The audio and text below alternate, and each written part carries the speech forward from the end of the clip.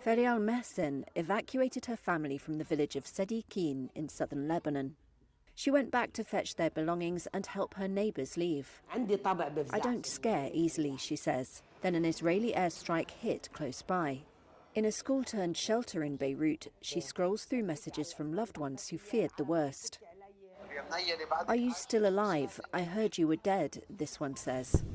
Israel's bombardment of southern villages, striking what it says are sites linked to the Iran-backed group Hezbollah, has driven tens of thousands of Lebanese like Mehsen from their homes.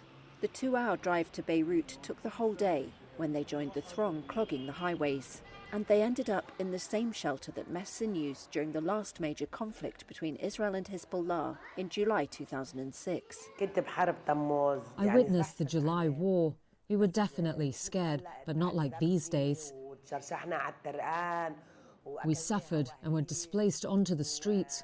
And we also faced that in 2006, but now the situation is much harder.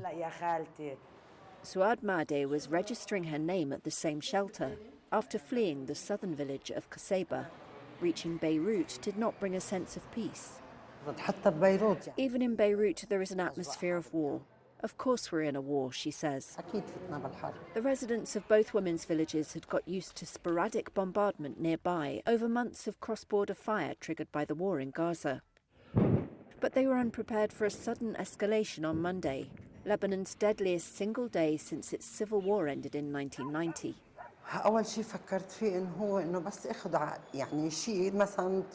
The first thing I thought of was to take some clothes so I could change if we got somewhere. Just the basics, and of course, the medicines I take. Nothing more than that. No one cares anymore about little things like the house because fear takes over. You just want to get out alive.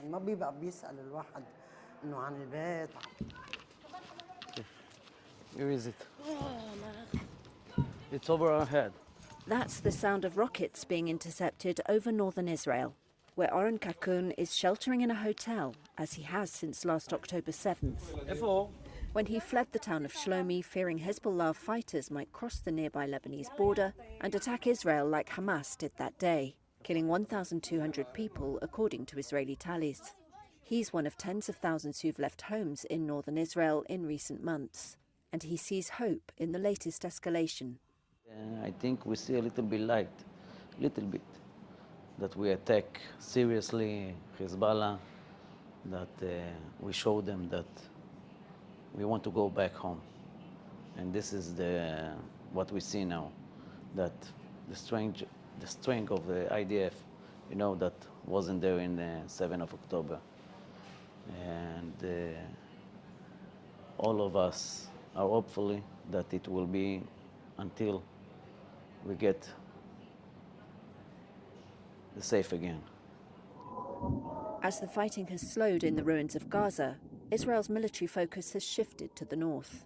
Prime Minister Benjamin Netanyahu has been under growing political pressure to bring the evacuated residents back to their homes.